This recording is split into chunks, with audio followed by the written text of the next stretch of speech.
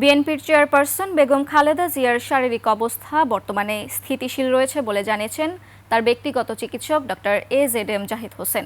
মানিক শিকদারের report.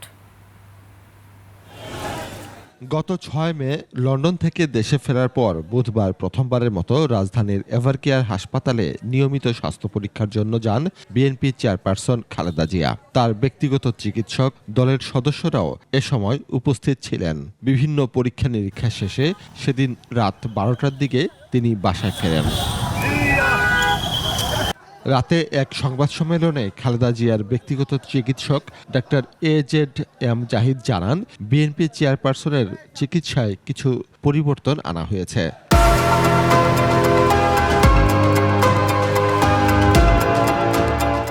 এবং medical বোর্ডের তত্ত্বাবধানে গুলশানের ফিরোজা বাসভবনে তার চিকিৎসা চলবে। বিদেশি চিকিৎসক প্রফেসর প্যাট্রিক কেনেডি এবং জেনিফার ক্রস এনাদের পরামর্শক্রমে কিছু পরিবর্তন আনা হয়েছে এবং সে অনুযায়ী চিকিৎসা হাসপাতালেই শুরু করে দেওয়া হয়েছে। স্বাস্থ্য পরীক্ষায় লন্ডন থেকে অনলাইনে যুক্ত ছিলেন জুবাইদা রহমান। এছাড়াও তারেক রহমান নিয়মিত মায়ের চিকিৎসার খোঁজ খবর রাখছেন বলেও জানান তিনি।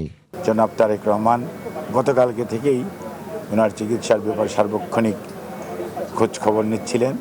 দেশবাসীর কাছে নিজের সুস্থতার জন্য দোয়া চেয়েছেন খালেদা জিয়া। আপনারা সবাই ওনার সুস্থতার জন্য দোয়া করবেন। মানিক শিকদার, ২১ টেলিভিশন, ঢাকা।